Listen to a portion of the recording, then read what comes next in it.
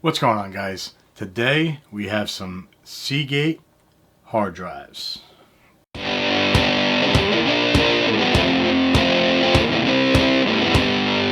Alright, how's everybody doing? Welcome to the Rev Room.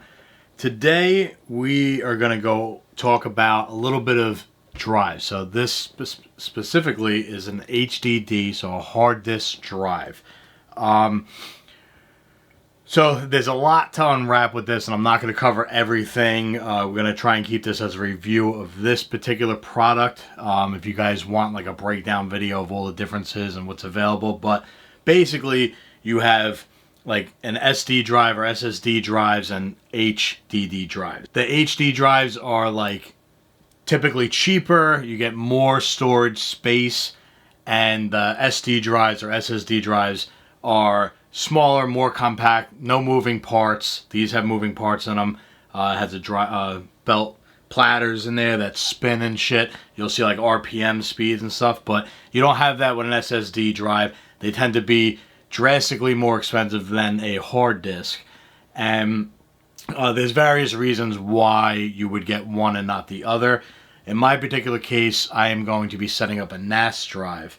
So we're going to go with HDD on that for a NAS system. Again, we're not going to break down every single aspect of this. But yeah, maybe down the line I'll make a differential video on all of that stuff. But, you know, comment down below if you guys would be interested in something along those lines. But, so I went with a Seagate Iron Wolf. These are 12 terabytes. They make them in a million different sizes. You could see all the stuff there. Seagate drives are like the cheaper version of like Western Digital. It's like, yes, they're two separate companies. We're not going to get into technicalities, but it's basically, if you're looking to get a hard drive, you're looking between basically Seagate and Western Digital. Those are two of the bigger name brands that are out there that you might be familiar with, or you're seeing on Amazon or whatever it may be. You've come across these drives and maybe you've questioned it. I know I have, and from everything I've read and gone through and stuff like that, Seagate has been around for as long as I can remember, from back in 15, 20 years ago, making drives. Again, Western Digital has always been the king of this space. So Seagate has come a long way, stepped up a lot. I would only go between those two brands, me personally. If you guys go with like any of like those more known name, less known name brands that are out there, comment down below. I'm curious. I'll definitely take a look at them, especially for a price per hard drive space comparison anyway. So again, I needed 12 terabytes, so I got two of them. They come in these boxes, all sealed up in a bag, whatever, very nice.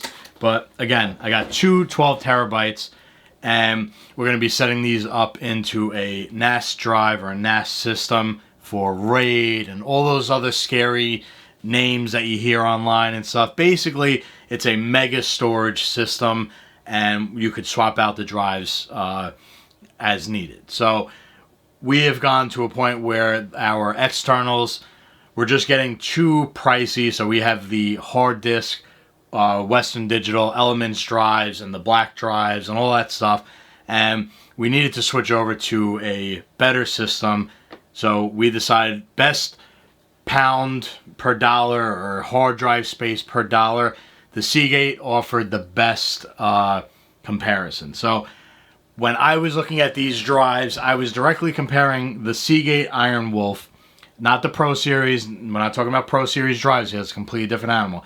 Just the regular plain old Iron Wolf drive versus the regular plain Western Digital Red Series. Again, not the Pro for either one of them. There is a little bit of a difference between them, but yeah. Basically, you're looking at 6 gigabytes a second, 7,200 RPM. What the hell does that mean? Basically, it's 6 gigabytes per second speed, how it processes what you're putting on or off of them. The 7,200 is how fast the drive inside here spin. So the faster they spin, in theory, the faster you can get information onto them and off of them. The 256 megabyte cache, that's all in the same realm of it. I'm not going to get too like geeked out with you guys on everything, but basically, to keep it as simple as possible, you want higher numbers is more better, right? So yeah, your speeds, the higher the numbers, the better. And then it gets to a certain point where it's like, wow, that's way too expensive. Let me go backtrack a little bit. So you guys kind of feel out where your budget is when you're purchasing any kind of drive of any sort. So once you figure out your budget, you can kind of like get a little bit of idea of where you're going to fall in. Not only is it like a speed-based thing for budget, but it's also the size. So I went with the 12 terabyte ones. They were on sale for the Black Friday deal.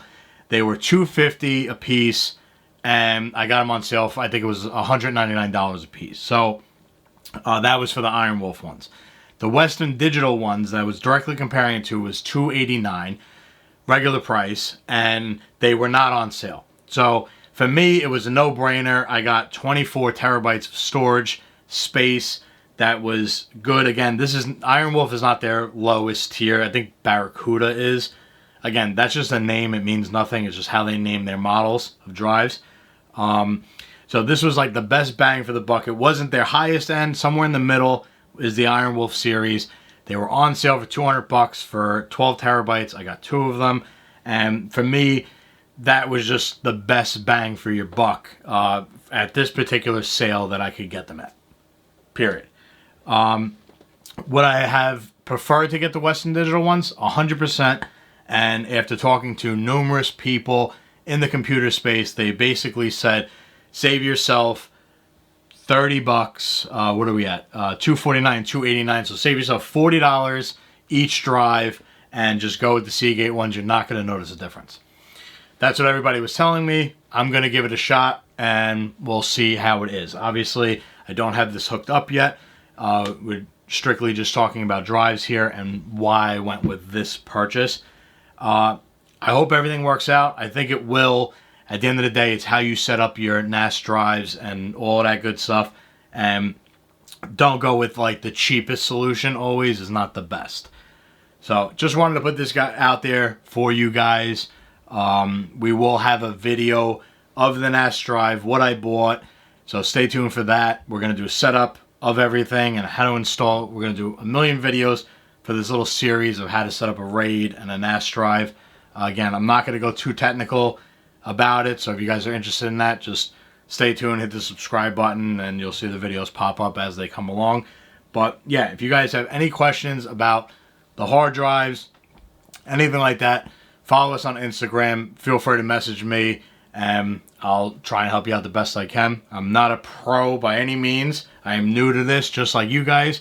And I will be setting up videos showing someone that is moderate experience with this caliber of stuff and how difficult it is for me to set it up. So stay tuned for that. Thank you guys for watching. If you guys liked the video, hit the like button. Whatever other stuff you want to do. And again, check out the Instagram page. Message us with any of the videos that we have, any questions you have. And that's it. Take care.